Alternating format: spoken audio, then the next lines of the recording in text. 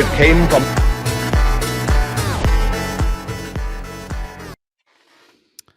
Yes, it came from. This is the part of the show where we search all over the internet, or we've already searched. It's not like we're actively searching in this part of the show. We've already searched. We got it for you. And this is where we find topics that the community is talking about. If you find any of these useful, be sure to give us a like to help other people find this content. So let's get into this next one here.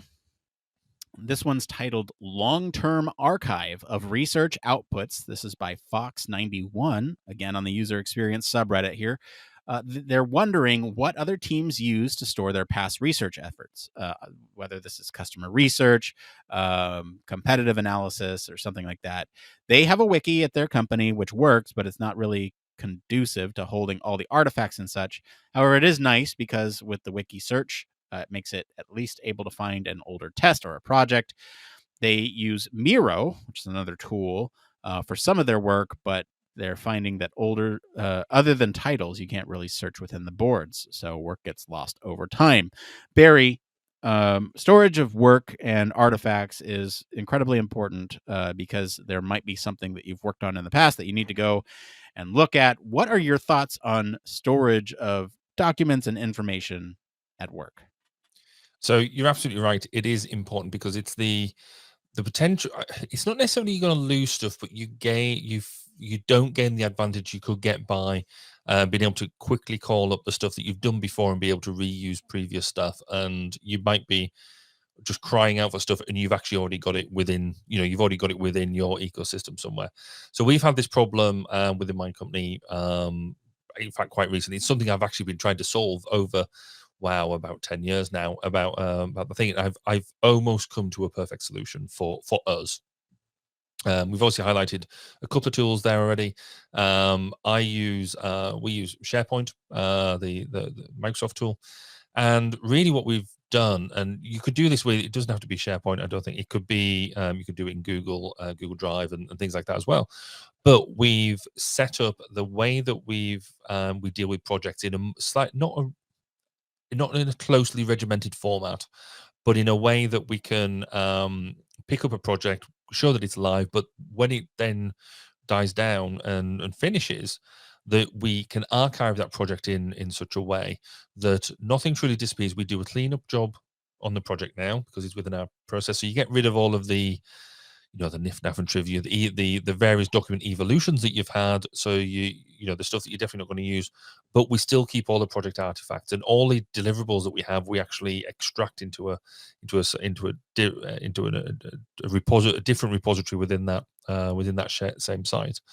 So that allows us to use the global search function, which will then dive into not only the different document names and the titles, but actually search within the documents themselves, which has just proven now really, really powerful. And actually, it was this week that I was then searching for something, some research, or it was a topic around simulation, and we actually did some simulation work about 8 years ago that I'd completely forgotten about. And because we've done this reorganization, I was able to search for it, and it popped up. And I was like, oh yeah. And this works on two levels. One is not only the work that you've done, so the final reports you produced, the artifacts you produced, but if you're doing some sort of literature review, you might have reviewed literature already that you've kind of just forgotten about because it was 10 years ago. But you keep that literature in a repository and be able to pull that out as well. So yeah, for me, that the newer cloud technologies are working really, really well. Like I said, we now use SharePoint in the way that it flows, and I think it's certain the evolution just in the past 12 months has been quite phenomenal. So yeah, that's my solution, and I'm very evangelical about it because it now works for me, which it hasn't done in the past. What about you, Nick? What do you use for your long-term archive? This it came from, brought to you by SharePoint. So I've used a variety of different things in the past. I've used wikis. I've used shared drives where stuff gets lost in folders and it's really inefficient. I've used wikis where people don't check the pages and it's really inefficient. I've used SharePoint where people don't know where to store things or where things are stored and it's really inefficient. The thing that I think I want you to take away from this is It's not necessarily the tool or the way in which you store the information. It's who's using it. Are they trained to use it? And can you find stuff on it? There's probably an optimal way. I think Barry's way is probably fine and probably works best for their company. But like, for me, what I've found success with is when you have everybody using something like a wiki. You can store things on a wiki. You can link to other repositories and have information on there, an archive, if you will, of past projects that have worked well. You can also implement a tagging system. If you know something was like a results or an outcomes brief, you can tag it outcomes or results, or keep it consistent. But whatever it is, you can tag it and then search across all of your stuff and say, okay, well, here's results from this project. Or, you know, if you have a certain project that you're doing for a certain contract, get a hashtag for that contract. HFC 2022, Human Factors Cast 2022, right? And that way you can see all the things that were associated with that project, and be consistent about it. Put it in the file name. So that way, you know, you might need to look for the methods that you did for HFC 2022, and you can type in hashtag methods, hashtag HFC 2022, go back and find it really easily, because you have put it in the file name or, you know, at the header of the document. And if it has robust enough search, if your platform has robust enough search, it will find that really easily.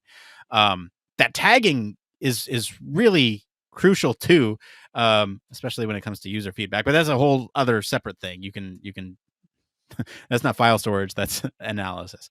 We'll get into that another time. That's my thoughts on it. I don't know. Let's get into well, just before you do that, Yeah. I think the most important bit that probably both of us come out with is none of this happens by accident. It takes a little bit of planning, it takes a little bit of thought, it might take a little bit of evolution, but it does take don't like the process word, but it does take a little bit of agreeing a process and working with it to and then briefing everybody else into it so everybody uses it in the same way, no matter what platform you use. It's get the process right, and then everything else, actually you reap the rewards later on.